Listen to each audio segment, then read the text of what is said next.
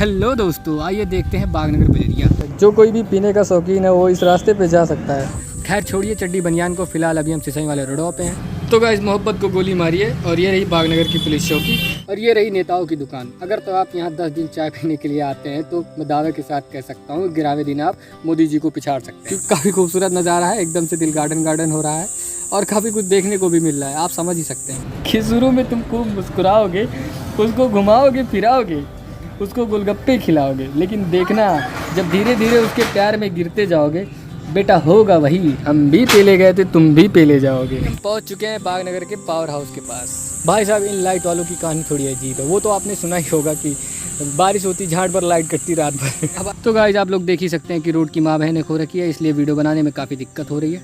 तो आप लोगों से गुजारिश है कि रोड विभाग वालों की गांड में घुसकर कंप्लेन करें ताकि लोगों को चलने में दिक्कत ना हो और हमको वीडियो बनाने में।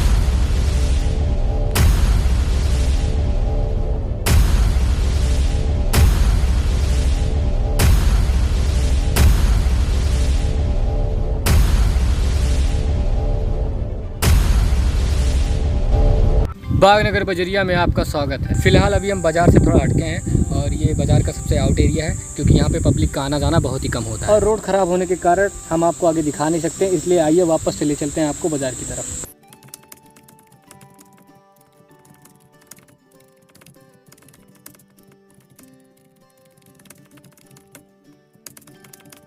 हेलो दोस्तों, आइए देखते हैं बागनगर बजरिया। और ये रहा बाजार का मेन पार्ट, बोले तो मैन्युफैक्चरिंग एरिया। सीधा सीधा आपको संदीप छेद करके बताएं तो बड़ाइयों का इलाका है। अगर तो आप फर्नीचर से रिलेटेड कुछ भी लेना चाहते हैं तो एक बार यहाँ ज़रूर आइएगा। एक से बढ़कर एक दुकानें अवेलेबल हैं यहाँ पे। कुछ ज़्यादा नहीं तारीफ कर रहे थे सारे। अरे सारे कबो कबो के तरफियों कहीं देख चाहेगी। वैसे भाई हाई वाइट का घर याद है तो का? हाँ भाई मुझे याद है। संक्षिप्त में बताऊं कि विस्तार से बताऊं? तुम शांत रहो बेटी, चुन हम बताते हैं। भाई साहब ये पीछे जो घर गया है ना, उस घर की कहानी थोड़ी उलझी हुई है। कभी यहाँ पे रेस्टोरेंट तो कभी गैरेज हुआ करता था। ये सब तो ठीक है, इससे पहले यहाँ दारू की ठेकी हुआ करती थी। हो देख भाई निहाल का बेहाल हो गया है। हाँ ठीक है यार, नहीं लेंगे निहाल की, छोड़ो जाने दो उसको। अरे यार तुम ये सब छोड़ो, हम ठेकी पे दोबारा चलते हैं। उस इलाके में नंगा नाच नहीं दारू डांस हुआ करता था, वो भी अंग्रेजी में। लोग पीने के बाद सड़कों पे दारू डांस करते थे गाइस, सड़कों पे ऐसा माहौल होता था ना कि क्या ही बताएं आपको। और गाना कौन सा बजता था भाई? पिल्ले पिल्ले ओ मोरे राजा। फिलहाल उस घर पे हकीम रहमानी साहब का कब्जा हो रखा है गाइस, हकीम रहमानी साहब का। हकीम साहब ने बस स्टैंड के पीछे बैठना बंद कर दिया है। आजकल उनका अड्डा वही ठेकी बन चुकी है। जिस किसी को गुप्त रोग का इलाज करवाना है वो उस ठेकी पे जा सकता है। अबे साले हकीम रहमानी के पीछे क्यों पड़े हो? रोड की माँ बहन एक हो रखी है, इसके पीछे क्यों नहीं पड़ रहे हो? तुमसे साले 1000 बार बोले कि बीच में मत बोला करो, हमको दिखाई दे रहा है, बोलते हैं ना, रुको 2 मिनट। तो गाइस आप लोग देख ही सकते हैं कि रोड की माँ बहन खो रखी है, इसलिए वीडियो बनाने में काफ़ी दिक्कत हो रही है। तो आप लोगों से गुजारिश है कि रोड विभाग वालों की गांड में घुसकर कंप्लेन करें ताकि लोगों को चलने में दिक्कत ना हो और हमको वीडियो बनाने में। वैसे अगर देखा जाए तो बागनगर के सभी रोडों में से सबसे झाटू रोड यही है। पता नहीं कौन से ज़माने में बना था, पता नहीं कब बनेगा साला। और अभी हम पहुंच चुके हैं बागनगर के पावर हाउस के पास। भाई साहब इन लाइट वालों की कहानी थोड़ी अजीब है। वो तो आपने सुना ही होगा कि बारिश होती झाड़ पर लाइट कटती रात भर। अब आइए इनके कारनामों की तरफ चलते हैं। हवा से एक पत्ता हिल गया, लाइट काट दो। एक बूंद बारिश हो गई, लाइट काट दो। गर्मी है, लाइट काट दो। धूप है, लाइट काट दो। ठंडी है, लाइट काटो। सुबह हो गई, लाइट काटो। रात हो गई, लाइट काटो। भाई साहब ये सब तो ठीक है, अगर गलती से भी तेज हवा चल जाए या रात भर बारिश हो जाए तो लाइट आने में 2 से 3 दिन लग जाएंगे। ये माहौल है हमारे यहाँ का और हमारे यहाँ ऐसा ही होता है। अभी कुछ दिन पहले का ही सीन बता दूं। हुआ ये कि मैं घर में सो रहा था, अचानक लाइट कट गई, इसलिए मैं छत पे सोने के लिए गया। जाते ही लाइट आ गई तो मैं नीचे चला आया। जैसे ही नीचे आया लाइट फिर से कट गई, ऊपर गया लाइट आ गई, अंदर आया लाइट चली गई। भाई साहब उस दिन मुझे ऐसा फील हो रहा था कि लाइट वालों ने मेरे घर में कैमरा फिट किया हुआ है। मतलब मुझे ऐसा लग रहा था कि मेरी मूवमेंट पे नज़र रखी जा रही है। वैसे आप लोगों को तो पता ही होगा आजकल इतनी गर्मी पड़ रही है और इस गर्मी में लाइट वाले अगर लाइट काट ले तो भाई साहब मुंह से नहीं दिल से गाली निकलेगी। खैर छोड़िए इन सब बातों को, आइए आगे बढ़ते हैं। और अभी हम बागनगर की मेन बाज़ार में हैं। हर मंडे सैटरडे को यहाँ बाज़ार लगती है और आसपास के सभी गांव के लोगों का यहाँ आना जाना लगा रहता है। काफ़ी खूबसूरत नज़ारा है, एकदम से दिल गार्डन गार्डन हो रहा है और काफ़ी कुछ देखने को भी मिल रहा है, आप समझ ही सकते हैं। और ये रहा सिटी फ्लावर जो कि एक टाइम पे फायर हुआ करता था, लेकिन कुछ ही दिनों में फायर से फ्लावर हो गया। अभी ये फिर से फ्लावर से फायर होने की कोशिश कर रहा है, देखते हैं होता है या नहीं। भाई यार भाई क्या अलग नोटिस कर रहे थे, कब्बे से कट मार रहा था साला नहीं इतना ज़्यादा। अरे जा भी लड़का हो अभी ना, अब ले वो की तकलीफ हो लगी होगा। वीडियो में आप कोशिश करते कि सोचे तुम्हारा क्रेज़ बच जाए, ज़्यादा हटा। आप सब लोग इस पान वाली टपरी से बहुत अच्छे से वाकिफ़ होंगे। मैंने जब से होश संभाला है इसको इसी हालत में देख रहा हूँ। ये पान वाला ना गरीब हो रहा है ना अमीर हो रहा है। साला मुझे ये नहीं समझ में आता इसका पैसा जा कहाँ रहा है, जबकि बागनगर में सबसे ज़्यादा चलने वाली टपरी इसी की है।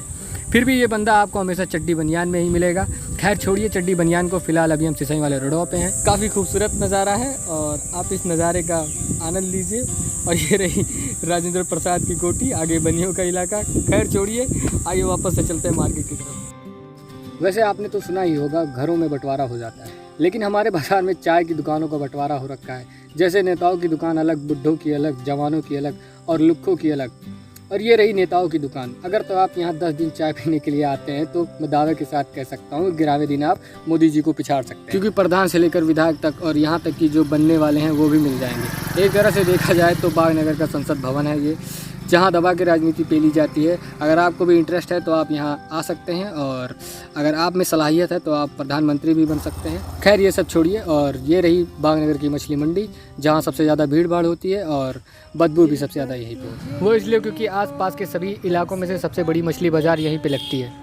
जाके आया मेरे बेचैन दिल को करा। क्या बात है बाबा, आजकल बहुत खुश नज़र आ रहे हो। नहीं भाई, ऐसी कोई बात नहीं है। अरे तुमको 2-3 दिन से देख रहे हैं, आना जाना भी कम कर दिए हो और बता भी नहीं रहे हो क्या बात है खुश रहने की। हाँ भाई, जो मेरी क्रश थी ना, जिसके पीछे मैं 2 साल से पड़ा था, उसने हाँ बोल दिया भाई। जब से बात होनी शुरू हुई ना, तब से दिन रात कॉल मैसेज आता रहता है। इसी वजह से आ नहीं पा रहा हूँ आजकल।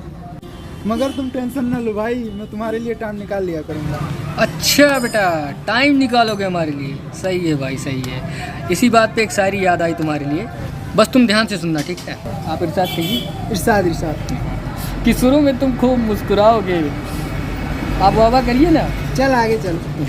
कि शुरू में तुम खूब मुस्कुराओगे, उसको घुमाओगे फिराओगे, उसको गोलगप्पे खिलाओगे, लेकिन देखना जब धीरे धीरे उसके प्यार में गिरते जाओगे, बेटा होगा वही, हम भी पेले गए थे तुम भी पेले जाओगे। नहीं भाई, ऐसा नहीं, अपनी वाली के साथ मत जोड़िए उसको, हमारी वाली आप वाली से अलग है। अभी सब एक जैसे ही होते हैं, बस कहने की बात है। कोई ना जल्दी ब्रेकअप होगा तेरा। हाँ भाई, तुम्हारी वाली छिनार निकल गई तो कहोगे ही। वैसे बहुत मोहब्बत थी उससे, अब याद नहीं आती है क्या उसकी? यही बात है बाबा, यही बात है। जब भी उसको भूलने की कोशिश करो, कोई ना कोई याद दिला ही जाता है। अब तुम भी वही कर रहे हो, देख लो। अब तुमने कह दिया है तो अब तुम्हारी वजह से आज रात भर सो नहीं पाऊंगा। अगर बेटा ऐसा हुआ तो रात भर तुमको गरियाऊंगा। लगा था अभी भी तो मोहब्बत करते हो उसे। ना ही यार भाई, मूड ऑफ कर दिए बस। तो ऐसा नहीं कहा चाहता रहा यार। तो इस मोहब्बत को गोली मारिए। और ये रही बागनगर की पुलिस चौकी। अक्सर मोहब्बत के दुश्मनों से यही मुलाकात होती है। वैसे अगर देखा जाए तो बागनगर की पुलिस बहुत ही ज़्यादा एक्टिव रहती है और दिन रात मार्च पे भी निकलती है, और इनके एक्टिव होने के कारण बागनगर में इनलीगल एक्टिविटी ना के बराबर है। वैसे अगर देखा जाए तो बागनगर फैसिलिटी के मामले में बहुत ही पीछे है। बहुत चीज़ों की ज़रूरत है, जैसे स्कूल, कॉलेज, हॉस्पिटल, मॉल वगैरह। वैसे ये सब हो या ना हो, दारू की फैसिलिटी मिल जाएगी आपको, वो भी अंग्रेजी से लेकर देसी तक। जो कोई भी पीने का शौकीन है वो इस रास्ते पे जा सकता है। और आज की वीडियो में बस इतना ही। अब मिलते हैं आपसे किसी और दिन नई बकचोदी के साथ। तब तक के लिए खुदा हाफिज़, बाय बाय।